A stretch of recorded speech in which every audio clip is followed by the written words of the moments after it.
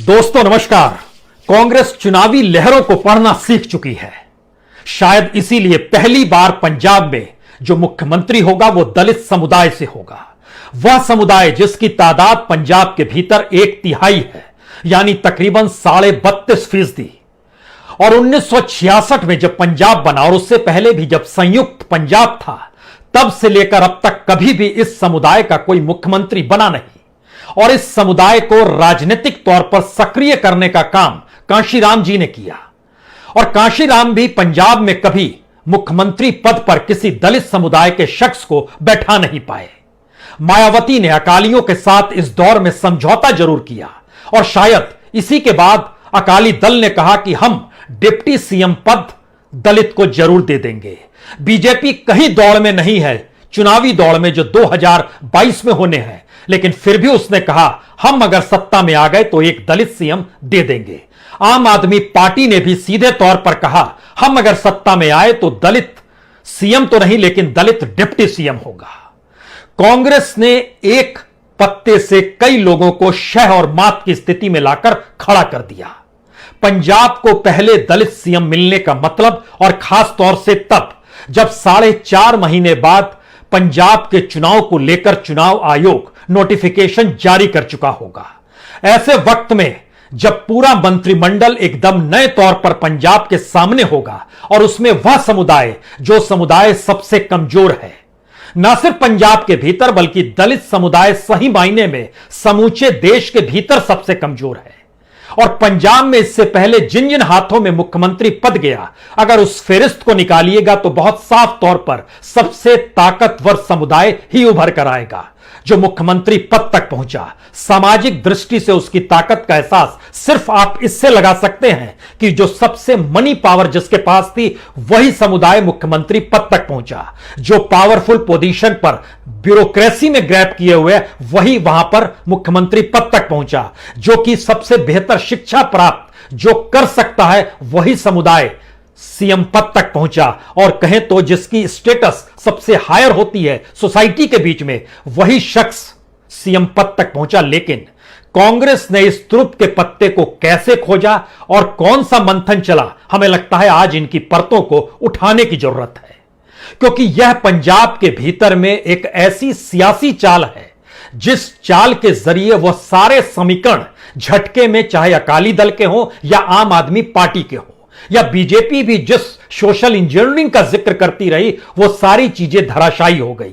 चरणजीत सिंह चन्नी दलित समुदाय से आते हैं, चमकौर साहिब से 3 बार एमएलए रह चुके हैं। पहली बार 2007 में इंडिपेंडेंट चुनाव जीते थे। उसके बाद 2015-16 के बीच में विपक्ष के नेता के तौर पर विधानसभा में रहे और 2017 में जब कैप्टन अगुवाई करते हुए मुख्यमंत्री बने कांग्रेस की, तो उस कार्यकाल में उनको मंत्री बनाया गया। Technical education and industrial training के वो मंत्री थे।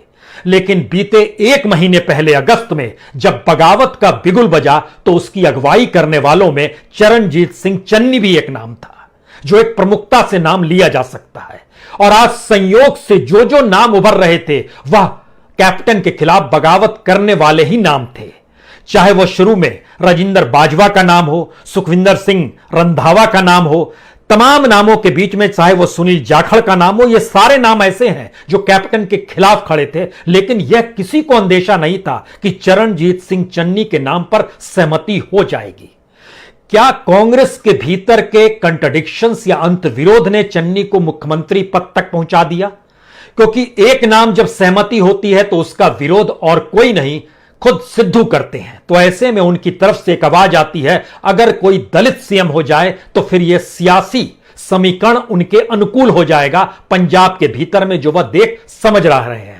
वो गलत नहीं कह रहे हैं, क्योंकि पंजाब में जब आप परतों को उठाइएगा अलग अलग क्षेत्रों को लेकर, तब आप समझ पाएंगे कि कितनी बड़ी तादाद में दलित समुदाय की मौजूदगी चुनावी समीकरण को बनाती है या बिगाड़ती है। 2017 में भी 117 सीट में से 34 सीट ऐसी है वहां पर जो कि सुरक्षित सीट है। इन सुरक्षित सीट के दायरे में अगर आप कांग्रेस की पोजीशन को देखना शुरू कीजिएगा तो कांग्रेस ने वहां पर 22 सीटों पर कब्जा किया था और आम आदमी पार्टी और अकाली दल इस फेरिस्त में कहीं टिक नहीं पाए थे।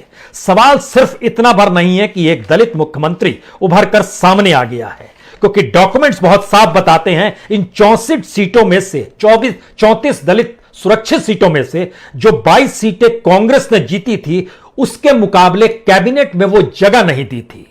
नौकरशाही में दलित समुदाय के लोगों की किस रूप में नियुक्ति होनी चाहिए, इस पर कैप्टन ने ध्यान नहीं दिया। और पहली आवाज चरण सिंह चन्नी नहीं उठाई थी कि आप कैबिनेट में उतने मंत्रियों को स्पेस क्यों नहीं दे रहे हैं जो उस समुदाय से आते हैं, जिन्होंने 34 में से 22 सीटें कांग्रेस के हाथ में दे दी। आम आदमी पार्टी 9 सीटों पर जीत पाई, अकाली दल 3 सीटों पर जीत पाया।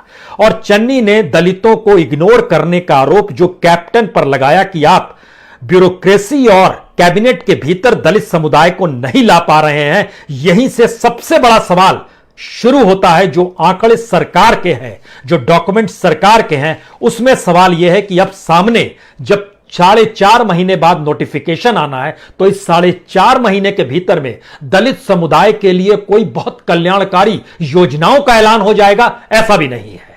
लेकिन पहली बार मुख्यमंत्री उस समुदाय का होगा जो समूचे भारतवर्ष में जो दलितों की संख्या है वो 15% है, लेकिन उनके पास जो लैंड होल्डिंग है वो 8.5% है। लेकिन पंजाब एक ऐसा राज्य है जहां पर 32% दलित समुदाय के लोग हैं, लेकिन लैंड होल्डिंग सिर्फ 3.5% है। एक लिहाज से पूरे देश में सबसे बड़ी तादाद में दलितों की मौजूदगी और सबसे कमजोर तबके के तौर पर पंजाब के भीतर ही है। इसीलिए पंजाब में बीते 15 मुख्यमंत्रियों में कभी कोई दलित मुख्यमंत्री ना बन पाया, ना किसी ने हिम्मत दिखाई। यह हिम्मत अगर कांग्रेस ने चुनाव से ऐन पहले दिखाई है तो इसके मतलब मायने क्या होंगे, यह भी समझने की जरूरत है। क्योंकि जब आप पंजाब को कई हिस्सों में बांटिएगा, उससे पहले 2 नामों का जिक्र करने की जरूरत है। पंजाब के मानचित्र पर दलितों की मौजूदगी और इस चरणजीत सिंह चन्नी के सीएम बनने का मतलब कांग्रेस के लिए क्या होगा, उसको समझने से पहले समझिए 2 नाम डिप्टी सीएम के लिए जो आ रहे हैं, उसमें एक नाम महिला का भी है, अरुणा चौधरी। अरुणा चौधरी भी जो है यह भी दलित समुदाय से आती हैं। गुरदासपुर के दीनानगर से यह एमएलए है। 2002 में जीती, 2012 में जीती, 2017 में जीती। और इनके अपना परिवार जो है वह राजनीति में माहिर रहा है। इनके ससुर जो हुआ करते थे जय मुनि चौधरी, वो 25 साल तक एमएलए रहे। तो एक लिहाज से तीसरी पीढ़ी है अरुणा चौधरी के साथ। सवाल है उनका नाम डिप्टी सीएम के लिए सबसे आगे चल रहा है। यानी मैसेज सिर्फ इतना भर नहीं है कि एक दलित सीएम हमने बना दिया, मैसेज यह भी है कि दलित समाज के भीतर में जो महिलाएं हैं और इन जनरल जो पंजाब के भीतर महिलाएं हैं, वह भी समझ लें कि दरअसल उनकी भी नुमाइंदगी करने के लिए डिप्टी सीएम भी हम उसी समाज से जोड़कर बना सकते हैं। यानी जब सबसे कद्दावर नेता को इस दौर में हटा दिया गया दिल्ली के कहने पर, यानी कैप्टन को, तो सवाल 2 था, क्या वाकई किसी ऐसे नेता का ऐलान होगा तो कांग्रेस के भीतर कोई विरोध होगा या कैप्टन भी खड़े होंगे? ध्यान दीजिए, कोई खड़ा नहीं हुआ, क्योंकि सवाल दलित सीएम का भी है और सवाल इस दौर में दिल्ली द्वारा लगातार जो लाठी दिखाई गई कैप्टन को हटाने के लिए, उसका मैसेज भी है। जब कैप्टन को हटा सकते हैं तो फिर खबरदार कोई कुछ ना बोले। और ध्यान दीजिए, एक सहमति कांग्रेस के भीतर है।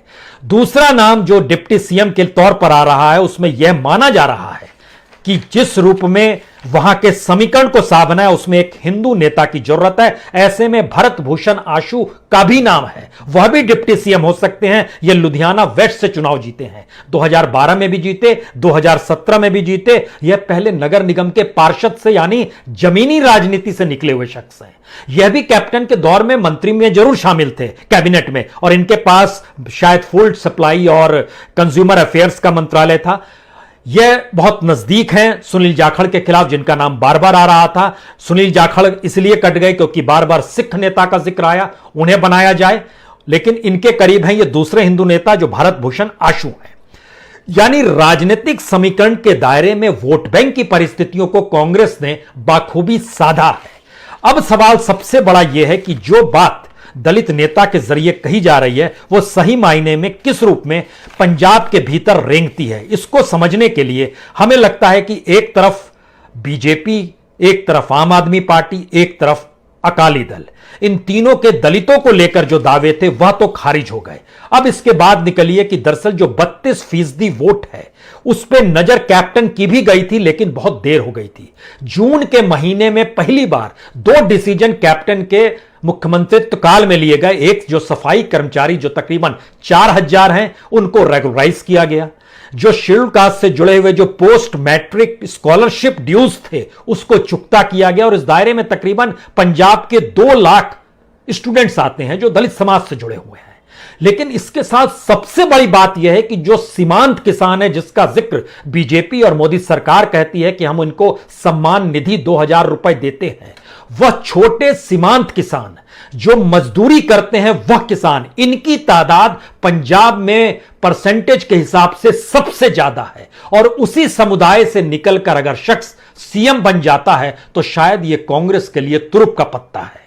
यह एक ऐसी परिस्थिति है जिसको यह भी समझे कि पारंपरिक रूलिंग क्लास को दरकिनार किया गया। वह रूलिंग क्लास जिसको बादल परिवार रिप्रेजेंट करता है, वह रूलिंग क्लास जो आम आदमी पार्टी के नेतृत्व को संभाले हुए फिलहाल पंजाब में रैली और भीड़ भी दिखा रहे हैं, वह रूलिंग क्लास जिसका जिक्र बीजेपी भी करने से नहीं चूकती है, उससे हटकर दलित समुदाय से व्यक्ति को उभारा गया है। अब सवाल यह है कि इस दलित समुदाय के भीतर में जो सबसे बड़ी तादाद है जो एग्रीकल्चर इकोनॉमी से जुड़ी हुई है, वो मजहबी समाज से है। मजहबी सिख जो है वो सबसे ज्यादा जुड़े हैं, और इनका प्रभाव मालवा जो खासतौर से पंजाब का दक्षिण पूर्वी इलाका है उसमें सबसे ज्यादा, और इसके अलावे जो माझा क्षेत्र है जहां से खुद चुनाव सिद्धू लड़ते हैं, जो अमृतसर का इलाका है वह भी माझा क्षेत्र में आता है। अमृतसर, तरनतारन, गुरदासपुर, पठानकोट, ये 4 माझा क्षेत्र के ऐसे इलाके हैं जहां पर मजहबी सिख जो एग्रीकल्चर इकोनॉमी से जुड़ी हुई, और ये लोग आंदोलन में बहुत सक्रिय है।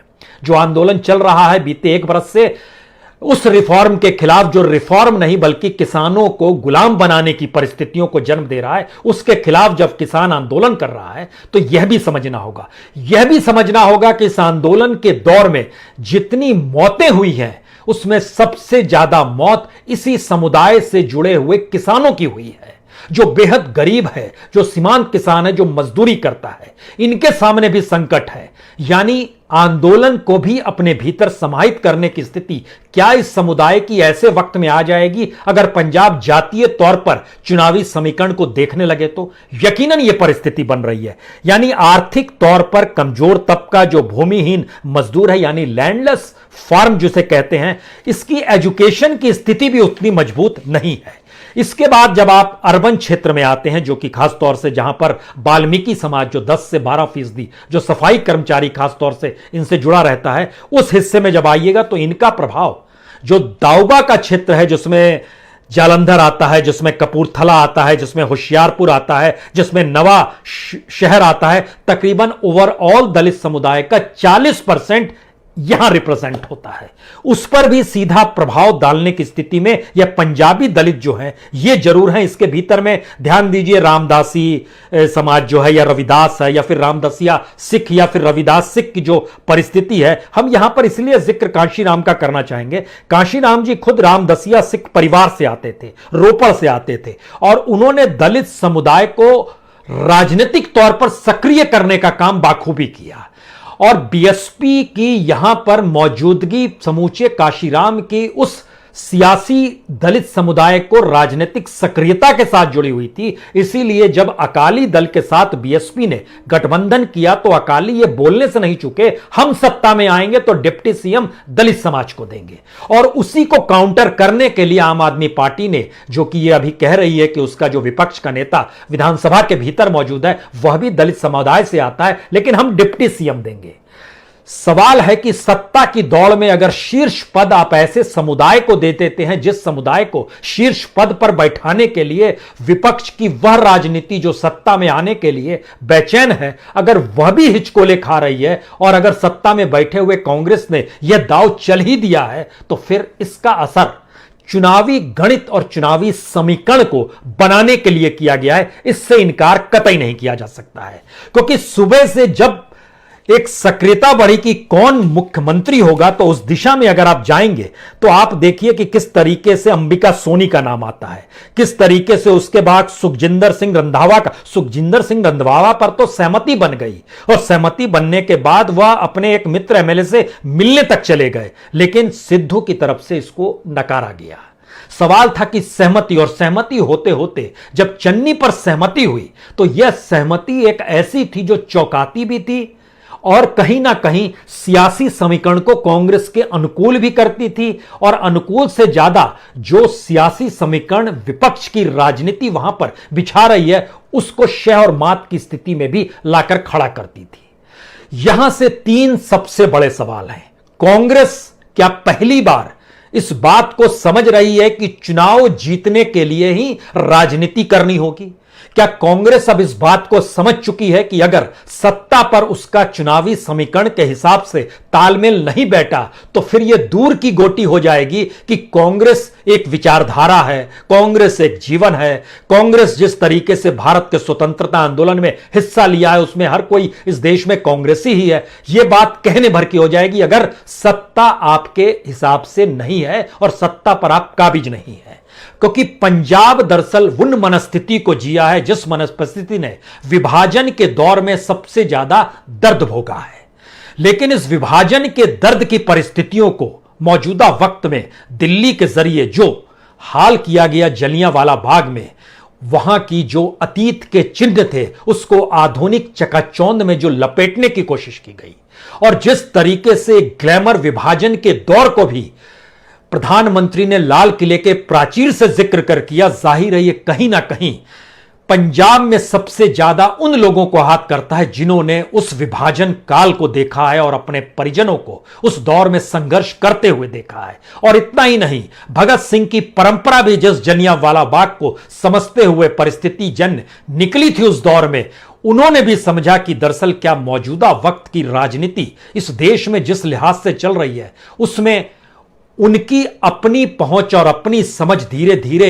एक नए इतिहास को लादकर हाशिए पर ढकेलने की परिस्थितियां पैदा तो नहीं कर रही है। कांग्रेस इससे पहले बचती रही, वो हर बार जिसे निशाने पर लेती थी वह चुनावी समीकरण से बहुत दूर होता था। शायद इसीलिए दूसरे राजनीतिक दल एक एक वोट को देखते थे, इसीलिए केंद्र के भीतर जो ओबीसी की पूरी राजनीति हुई उसने पूरे मंडल की राजनीति को बीजेपी के साथ लाने की कोशिश यूपी में की है। तो क्या यह कांग्रेस का पहला संदेश है जो इस वक्त पंजाब से निकला है, और पंजाब का यह संदेश चुनावी समीकरणों के आश्रय क्या उत्तर प्रदेश में भी जाएगा? यानी जो सियासी समीकरण से कांग्रेस हमेशा चूक जाती थी या उसका ध्यान ही नहीं जाता था, पहली बार वह निर्णय लेने की स्थिति में क्या वाकई आ गई है? ये सारे सवाल इसलिए मौजूद हैं क्योंकि भारत के भीतर में राजनीति का मतलब 2014 के बाद सिर्फ और सिर्फ चुनाव जीतना है, और चुनाव जीतने के बाद इस देश के इतिहास में परिवर्तन करने की सोच हो, इस देश में आजादी के संघर्ष से लेकर इस देश को बनाने और उसको सृजन स्थिति में लाने का जो तबका हो, इन सारे परिस्थितियों को जिस रूप से बदला जा रहा है, जाहिर है भारत का समाज उससे आहत है। लेकिन सवाल यह था क्या वाकई कांग्रेस अगर राष्ट्रीय पार्टी है तो वह क्षेत्रीय पार्टियों के राजनीतिक समीकरण का जोड़ क्यों नहीं निकाल पाती है और उसको तोड़ते हुए अपने अनुकूल परिस्थितियों को क्यों डेवलप नहीं कर पाती है? पंजाब का यह पहला संकेत है। पंजाब के इस संकेत का मैसेज शायद छत्तीसगढ़ और राजस्थान के लिए भी है। यानी विरोध के स्वर वहां जो हैं वो गद्दी पाने के लिए हैं, चुनाव जीतने के समीकरण के साथ नहीं जुड़े हुए हैं। गहलोत की लोकप्रियता है, इससे इनकार कोई नहीं करेगा। तो गहलोत की लोकप्रियता के बीच में सचिन पायलट का भी सत्ता तक पहुंचाने का संघर्ष रहा, इससे भी कोई इनकार नहीं करेगा। लेकिन गहलोत की मौजूदगी अगर राजस्थान में मान्यता है तो फिर सचिन पायलट को कैसे सीएम बनाया जा सकता है? यह एक असंभव सा दाव है, और शायद यही दाव सिंहदेव भी जो 2.5 साल के प्रोसेस में खेलना चाहते हैं वह भी दिल्ली में अब नहीं चलेगा। यह मैसेज पंजाब से निकल गया है। यानी पंजाब का मैसेज सिर्फ एक ही है, राजनीतिक चाल ऐसी चलो जिसमें चुनावी जीत पक्की हो। राजनीतिक चाल में तुरुप का पत्ता ऐसे वक्त में फेंको जब विपक्ष के समीकरण धराशायी हो जाएं, और उस समुदाय विशेष को महत्ता देने की कोशिश सियासी तौर पर सबसे आगे रखकर करो, जो दूसरे दल जोड़ तोड़ की परिस्थितियों में लाकर सिर्फ अभी खड़ा करने की स्थिति में आ रहे हैं। जाहिर है, एक सीएम दो डिप्टी सीएम, समुदायों का बैलेंस, जाति समीकरण को अपने अनुकूल करने की परिस्थितियां और पंजाब के भीतर यह मैसेज अगर 4.5 साल में कैबिनेट के तौर पर जो पूरा कैबिनेट है उसे बदला जा रहा है और अगर उस कैबिनेट ने काम किया है तो उस पूरी परिस्थिति को जातीय समीकरण के अनुकूल लाकर कांग्रेस ने बदल दिया है। यानी अगर कैप्टन यह कह रहे हैं कि हमने 90 से 92% मैनिफेस्टो को पूरा कर दिया है तो आप उनके साथ कांग्रेस के साथ ही जुड़िए और दूसरी तरफ वह तबका जो अभी तक हाशिए पर खुद को महसूस करता रहा उसको लेकर आप भी कांग्रेस के साथ जुड़िए। यह परिस्थिति है। यानी आने वाले दिनों में अकालियों की राजनीति और आम आदमी पार्टी की राजनीति में आपको एक बड़ा व्यापक परिवर्तन नजर आएगा। यह परिवर्तन शायद उनको कुछ वक्त लगाने के लिए हो, लेकिन दूसरी तरफ 2-3 निर्णय जो तत्काल लिए जाएंगे उसमें जाहिर है उस 32% दलित समुदाय को लेकर जो राज्य के मुख्यमंत्री चरण सिंह चन्नी बने हैं उनके जरिए जो लिए जाएंगे और उस पर मोहर जब कैबिनेट की लगेगी, वो मैसेज अगले 4.5 महीने में पंजाब को एक नई दृष्टि से देखने की सोच होगी। और इस दायरे में वहां का जो सबसे कमजोर तबका किसान है, जो सबसे ज्यादा मजदूर की स्थिति में है, उसके लिए कुछ योजनाओं का ऐलान होगा। बस इंतजार कीजिए, क्योंकि पंजाब की राजनीति अगले 4.5 महीने में अगर सत्ता के जरिए खेल खेलेगी तो फिर चुनाव के वक्त में संघर्ष कहीं ज्यादा रोचक होगा। और शायद वह सोशल इंजीनियरिंग जो अभी यूपी में सिर्फ बीजेपी के खेल से नजर आ रही है, जहां उसने कमंडल को किनारे किया है या कमंडल योगी ने उठा लिया है और मंडल को मोदी उठाए हुए हैं, उसकी भी एक चेतावनी के स्वर, चुनौती के स्वर पंजाब से निकल कर आ रहे हैं। यानी भारत की राजनीति अब सिर्फ चुनाव देखती है, चुनाव की जीत देखती है, उस जीत के अनुकूल समीकरण को देखती है, उस समीकरण के लिए योजनाओं का ऐलान होता है। उन योजनाओं के ऐलान के साथ एक तबके को फायदा मिलता है। यानी अभी भी हम उस समाजवाद से दूर हैं जो समाजवाद समानता चाहता है। बहुत बहुत शुक्रिया, बहुत बहुत शुक्रिया, बहुत बहुत शुक्रिया। दोस्तों नमस्कार। कांग्रेस चुनावी लहरों को पढ़ना सीख चुकी है। शायद इसीलिए पहली बार पंजाब में जो मुख्यमंत्री होगा वो दलित समुदाय से होगा। वह समुदाय जिसकी तादाद पंजाब के भीतर 1/3 है, यानी तकरीबन 32.5%। और 1966 में जब पंजाब बना और उससे पहले भी जब संयुक्त पंजाब था, तब से लेकर अब तक कभी भी इस समुदाय का कोई मुख्यमंत्री बना नहीं। और इस समुदाय को राजनीतिक तौर पर सक्रिय करने का काम कांशीराम जी ने किया। और कांशीराम भी पंजाब में कभी मुख्यमंत्री पद पर किसी दलित समुदाय के शख्स को बैठा नहीं पाए। मायावती ने अकालियों के साथ इस दौर में समझौता जरूर किया और शायद इसी के बाद अकाली दल ने कहा कि हम डिप्टी सीएम पद दलित को जरूर दे देंगे। बीजेपी कहीं दौड़ में नहीं है, चुनावी दौड़ में जो 2022 में होने हैं, लेकिन फिर भी उसने कहा हम अगर सत्ता में आ गए तो एक दलित सीएम दे देंगे। आम आदमी पार्टी ने भी सीधे तौर पर कहा हम अगर सत्ता में आए तो दलित सीएम तो नहीं लेकिन दलित डिप्टी सीएम होगा।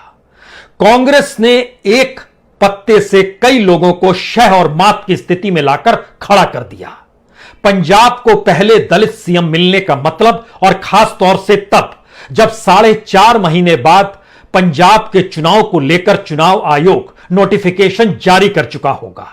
ऐसे वक्त में जब पूरा मंत्रिमंडल एकदम नए तौर पर पंजाब के सामने होगा और उसमें वह समुदाय जो समुदाय सबसे कमजोर है, न सिर्फ पंजाब के भीतर बल्कि दलित समुदाय सही मायने में समूचे देश के भीतर सबसे कमजोर है। और पंजाब में इससे पहले जिन जिन हाथों में मुख्यमंत्री पद गया, अगर उस फेरिस्त को निकालिएगा तो बहुत साफ तौर पर सबसे ताकतवर समुदाय ही उभर कर आएगा जो मुख्यमंत्री पद तक पहुंचा। सामाजिक दृष्टि से उसकी ताकत का एहसास सिर्फ आप इससे लगा सकते हैं कि जो सबसे मनी पावर जिसके पास थी वही समुदाय मुख्यमंत्री पद तक पहुंचा। जो पावरफुल पोजीशन पर ब्यूरोक्रेसी में ग्रैब किए हुए वही वहां पर मुख्यमंत्री पद तक पहुंचा। जो कि सबसे बेहतर शिक्षा प्राप्त जो कर सकता है वही समुदाय सीएम पद तक पहुंचा। और कहें तो जिसकी स्टेटस सबसे हायर होती है सोसाइटी के बीच में, वही शख्स सीएम पद तक पहुंचा। लेकिन कांग्रेस ने इस तुरुप के पत्ते को कैसे खोजा और कौन सा मंथन चला, हमें लगता है आज इनकी परतों को उठाने की जरूरत है, क्योंकि यह पंजाब के भीतर में एक ऐसी सियासी चाल है जिस चाल के जरिए वह सारे समीकरण झटके में, चाहे अकाली दल के हों या आम आदमी पार्टी के हों या बीजेपी भी जिस सोशल इंजीनियरिंग का जिक्र करती रही, वो सारी चीजें धराशायी हो गई। चरणजीत सिंह चन्नी दलित समुदाय से आते हैं, चमकौर साहिब से 3 बार एमएलए रह चुके हैं। पहली बार 2007 में इंडिपेंडेंट चुनाव जीते थे, उसके बाद 2015-16 के बीच में विपक्ष के नेता के तौर पर विधानसभा में रहे और 2017 में जब कैप्टन अगुवाई करते हुए मुख्यमंत्री बने कांग्रेस की, तो उस कार्यकाल में उनको मंत्री बनाया गया। Technical education and industrial training के वो मंत्री थे। लेकिन बीते 1 महीने पहले अगस्त में जब बगावत का बिगुल बजा, तो उसकी अगुवाई करने वालों में चरणजीत सिंह चन्नी भी एक नाम था, जो एक प्रमुखता से नाम लिया जा सकता है। और आज संयोग से जो जो नाम उभर रहे थे, वह कैप्टन के खिलाफ बगावत करने वाले ही नाम थे। चाहे वह शुरू में राजेंद्र बाजवा का नाम हो, सुखविंदर सिंह रंधावा का नाम हो, तमाम नामों के बीच में चाहे वह सुनील जाखड़ का नाम हो, ये सारे नाम ऐसे हैं जो कैप्टन के खिलाफ खड़े थे। लेकिन यह किसी को अंदेशा नहीं था कि चरणजीत सिंह चन्नी के नाम पर सहमति हो जाएगी।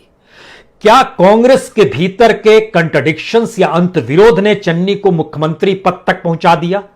क्योंकि एक नाम जब सहमति होती है तो उसका विरोध और कोई नहीं, खुद सिद्धू करते हैं। तो ऐसे में उनकी तरफ से एक आवाज आती है, अगर कोई दलित सीएम हो जाए तो फिर यह सियासी समीकरण उनके अनुकूल हो जाएगा पंजाब के भीतर में, जो वह देख समझ रहे हैं। वो गलत नहीं कह रहे हैं, क्योंकि पंजाब में जब आप परतों को उठाइएगा अलग अलग क्षेत्रों को लेकर, तब आप समझ पाएंगे कि कितनी बड़ी तादाद में दलित समुदाय की मौजूदगी चुनावी समीकरण को बनाती है या बिगाड़ती है। 2017 में भी 117 सीट में से 34 सीट ऐसी है वहां पर जो कि सुरक्षित सीट है। इन सुरक्षित सीट के दायरे में अगर आप कांग्रेस की पोजीशन को देखना शुरू कीजिएगा, तो कांग्रेस ने वहां पर 22 सीटों पर कब्जा किया था और आम आदमी पार्टी और अकाली दल इस फेरिस्त में कहीं टिक नहीं पाए थे। सवाल सिर्फ इतना भर नहीं है कि एक दलित मुख्यमंत्री उभर कर सामने आ गया है, क्योंकि डॉक्यूमेंट्स बहुत साफ बताते हैं इन 64 सीटों में से 34 दलित सुरक्षित सीटों में से जो 22 सीटें कांग्रेस ने जीती थी, उसके मुकाबले कैबिनेट में वो जगह नहीं दी थी। नौकरशाही में दलित समुदाय के लोगों की किस रूप में नियुक्ति होनी चाहिए, इस पर कैप्टन ने ध्यान नहीं दिया। और पहली आवाज चरण सिंह चन्नी नहीं उठाई थी कि आप कैबिनेट में उतने मंत्रियों को स्पेस क्यों नहीं दे रहे हैं जो उस समुदाय से आते हैं, जिन्होंने 34 में से 22 सीटें कांग्रेस के हाथ में दे दी। आम आदमी पार्टी 9 सीटों पर जीत पाई, अकाली दल 3 सीटों पर जीत पाया। और चन्नी ने दलितों को इग्नोर करने का आरोप जो कैप्टन पर लगाया कि आप ब्यूरोक्रेसी और कैबिनेट के भीतर दलित समुदाय को नहीं ला पा रहे हैं, यहीं से सबसे बड़ा सवाल शुरू होता है। जो आंकड़े सरकार के हैं, जो डॉक्यूमेंट सरकार के हैं, उसमें सवाल यह है कि अब सामने जब 4.5 महीने बाद नोटिफिकेशन आना है, तो इस 4.5 महीने के भीतर में दलित समुदाय के लिए कोई बहुत कल्याणकारी योजनाओं का ऐलान हो जाएगा, ऐसा भी नहीं है। लेकिन पहली बार मुख्यमंत्री उस समुदाय का होगा जो समूचे भारतवर्ष में जो दलितों की संख्या है वो 15% है, लेकिन उनके पास जो लैंड होल्डिंग है वो 8.5% है। लेकिन पंजाब एक ऐसा राज्य है जहां पर 32% दलित समुदाय के लोग हैं, लेकिन लैंड होल्डिंग सिर्फ 3.5% है।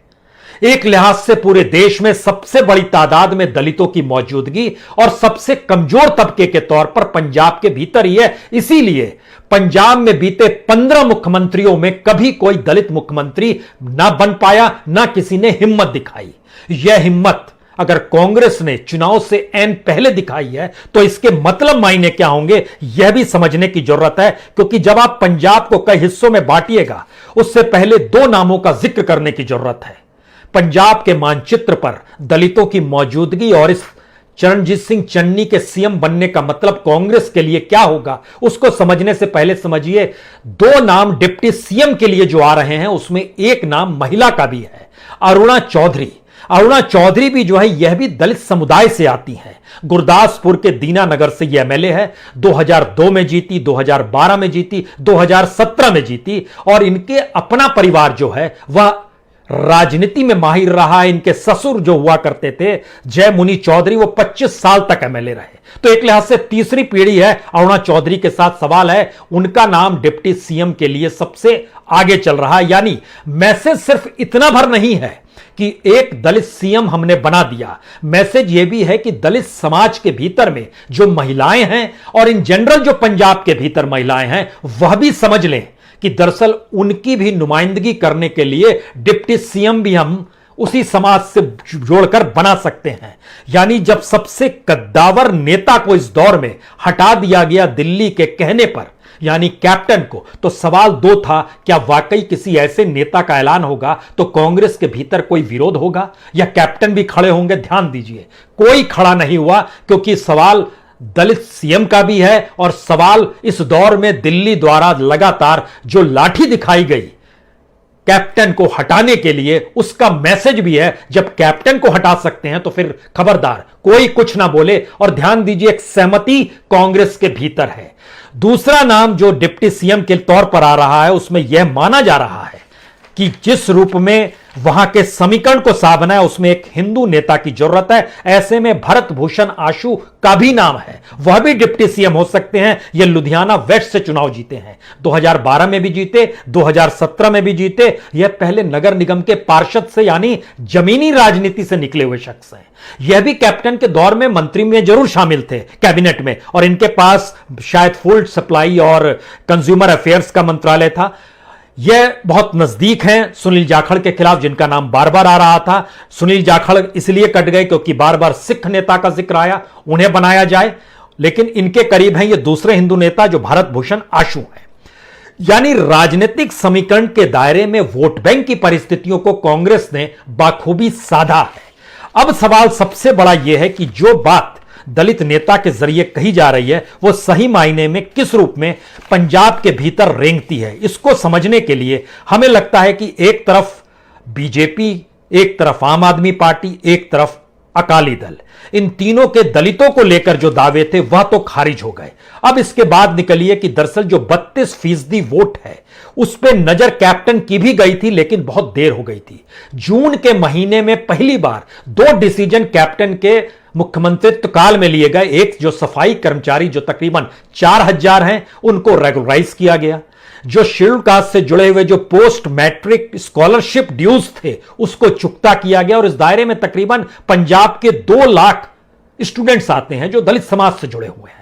लेकिन इसके साथ सबसे बड़ी बात यह है कि जो सीमांत किसान है, जिसका जिक्र बीजेपी और मोदी सरकार कहती है कि हम उनको सम्मान निधि 2000 रुपए देते हैं, वह छोटे सीमांत किसान जो मजदूरी करते हैं वह किसान, इनकी तादाद पंजाब में परसेंटेज के हिसाब से सबसे ज्यादा है। और उसी समुदाय से निकलकर अगर शख्स सीएम बन जाता है तो शायद यह कांग्रेस के लिए तुरुप का पत्ता है। यह एक ऐसी परिस्थिति है जिसको यह भी समझे कि पारंपरिक रूलिंग क्लास को दरकिनार किया गया। वह रूलिंग क्लास जिसको बादल परिवार रिप्रेजेंट करता है, वह रूलिंग क्लास जो आम आदमी पार्टी के नेतृत्व को संभाले हुए फिलहाल पंजाब में रैली और भीड़ भी दिखा रहे हैं, वह रूलिंग क्लास जिसका जिक्र बीजेपी भी करने से नहीं चूकती है, उससे हटकर दलित समुदाय से व्यक्ति को उभारा गया है। अब सवाल यह है कि इस दलित समुदाय के भीतर में जो सबसे बड़ी तादाद है जो एग्रीकल्चर इकोनॉमी से जुड़ी हुई है वो मजहबी समाज से है। मजहबी सिख जो है वो सबसे ज्यादा जुड़े हैं, और इनका प्रभाव मालवा जो खासतौर से पंजाब का दक्षिण पूर्वी इलाका है उसमें सबसे ज्यादा, और इसके अलावे जो माझा क्षेत्र है जहां से खुद चुनाव सिद्धू लड़ते हैं, जो अमृतसर का इलाका है वह भी माझा क्षेत्र में आता है। अमृतसर, तरनतारन, गुरदासपुर, पठानकोट, ये 4 माझा क्षेत्र के ऐसे इलाके हैं जहां पर मजहबी सिख जो एग्रीकल्चर इकोनॉमी से जुड़ी हुई, और ये लोग आंदोलन में बहुत सक्रिय है। जो आंदोलन चल रहा है बीते 1 बरस से उस रिफॉर्म के खिलाफ, जो रिफॉर्म नहीं बल्कि किसानों को गुलाम बनाने की परिस्थितियों को जन्म दे रहा है, उसके